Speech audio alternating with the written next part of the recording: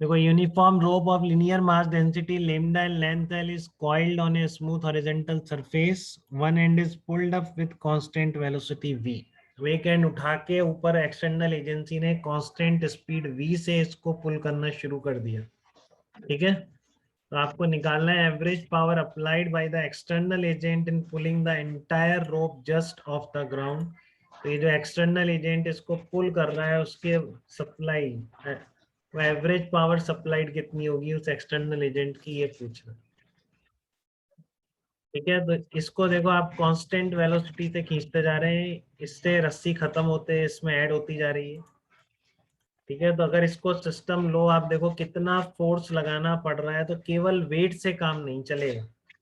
ठीक है ना, केवल ऐसा नहीं कि एक्सटर्नल एजेंसी को केवल वेट बैलेंस करना है, मास भी ऐड होता जा रहा है। ठीक है, तो थ्रस्ट फोर्स भी आपको यूज करना पड़ेगा। देखो एफ एक्सटर्नल ऊपर आएगा, वेट ये रहा। अब क्योंकि मास ऐड हो रहा है और एडिशन वाले मास की वेलोसिटी कितनी है इसके रिस्पेक्ट में, नीचे की तरफ, क्योंकि मास ऐड हो रहा है उसकी जीरो है, माइनस इसकी ग्राउंड के रिस्पेक्ट में। तो जो मास ऐड हो रहा है उसकी रिलेटिव वेलोसिटी इसके रिस्पेक्ट में क्या है, डाउनवर्ड डायरेक्शन। अब क्योंकि मास ऐड हो रहा है तो थ्रस्ट फोर्स भी उसी डायरेक्शन में आ जाएगा, डाउनवर्ड डायरेक्शन में आ गई। ठीक है, अब लिखना है कितना आया, मैग्नीट्यूड क्या होगा, तो क्या होगा V relative into D M by D T. और कितना है वी रिलेटिव, किसी टाइम पर कितनी है, वी है वो तो हमेशा, क्योंकि इसकी स्पीड कांस्टेंट मेंटेन कर रखी है आप। ठीक है ना, तो वो तो आपका v आ गई रिलेटिव स्पीड। तो rate of change of mass की बात है, तो लेट से dt टाइम में dx लेंथ ऐड हो गई। ठीक है, तो lambda into D x by T. अब फिर वही बात कि dx लेंथ ऐड हो गई, तो मतलब ये जो पॉइंट है dx आगे चला गया dt टाइम में, तो वेलोसिटी क्या है, dx बाई dt वेलोसिटी होगी। ठीक है, तो dx बाई dt की जगह क्या आ गया, v रख दिया, तो थ्रस्ट फोर्स आ गया लेमडा v स्क्वायर। समझ रहे हो ना बेटा, ये जब dx लेंथ ऐड हुई है पूरी, तो पक्का ये जो लास्ट वाला पॉइंट था ये dx आगे गया, तभी तो ये dx लेंथ ऐड हो पाई ना। तो dt टाइम में dx मूव करा तो velocity definitely dx by dt है उसकी। ठीक है, तो dx बाई dt को v लिख के थ्रस्ट फोर्स आपने निकाल लिया। v यहाँ पर देखो कांस्टेंट है, कांस्टेंट वेलोसिटी से ऊपर जा रहा है, तो बस अब कोई दिक्कत नहीं। अब आपके पास एक्सटर्नल वेट यही हो जाएगा x, मान लो किसी टाइम पर मैंने मान लिया अब x लेंथ है। ठीक है, किसी टाइम पर x लेंथ है, तो ये तो वेट हो गया, और थ्रस्ट फोर्स कितना आ गया, लेमडा v स्क्वायर। अब क्योंकि कांस्टेंट वेलोसिटी से जा रही है लिखा हुआ है, तो नेट फोर्स जीरो होना चाहिए। तो external plus thrust plus lambda V square, lambda V square thrust force हो गया, weight lambda X into G हो गया, इसका सबका सम होना चाहिए जीरो। तो एक्सटर्नल फोर्स निकाल लिया। मैं कह रहा था ना, एक्सटर्नल फोर्स वेरिएबल रखना जरूरी है, बढ़ाते रहना पड़ेगा उसको, क्योंकि वेट बढ़ता जा रहा है, ये जो मास ऐड होता जा रहा है उसकी वजह से वेट बढ़ता जा रहा है, उसकी जिम्मेदारी है कांस्टेंट वेलोसिटी मेंटेन रखना। तो एक्सटर्नल फोर्स टाइम के साथ डेफिनेटली वेरी करना था, कैसे वेरी करना था, वो ये रहा एक्सप्रेशन। ठीक है ना, अब इंस्टेंटेनियस पावर क्या होगी, एफ एक्सटर्नल इंटू वी, तो आप वी से मल्टीप्लाई कर दो इसको, ये आ गई देखो इंस्टेंटेनियस पावर।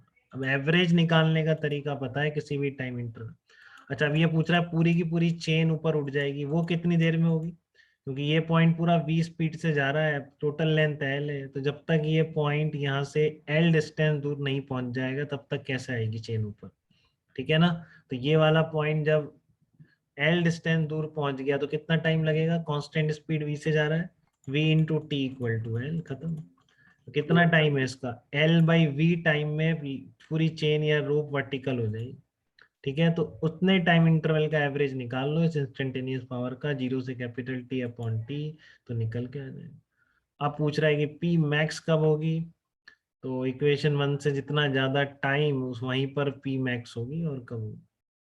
ठीक है ना, इंस्टेंटेनियस पावर है ना, तो इंस्टेंटेनियस पावर टाइम के साथ लगातार बढ़ती जा रही है, तो जब ये पूरा उठ जाएगा तभी टी मैक्सिमम होगा। तो आप क्या करोगे, मैक्सिमम पावर के लिए टी को कैपिटल टी से रिप्लेस कर दो, तो इतनी मैक्सिमम पावर तक चाहिए होगी। और मैक्सिमम पावर कब चाहिए होगी, जब बिल्कुल रोप ऊपर आ गई। ठीक है, तब इसको मैक्सिमम पावर चाहिए होगी। तो यहाँ पे टी यस की सर। जगह आप कैपिटल टी रख देंगे, कैपिटल टी ये रहा।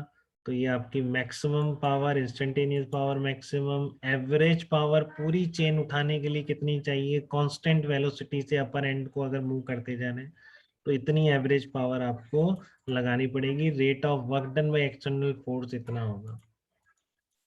ठीक है, और कोई डाउट बेटा किसी का इस प्रॉब्लम में। बात समझ में आ गई? हीप बना हुआ है, हीप के एक पॉइंट को पकड़ के कांस्टेंट वेलोसिटी से ऊपर लेके जा रहे हैं।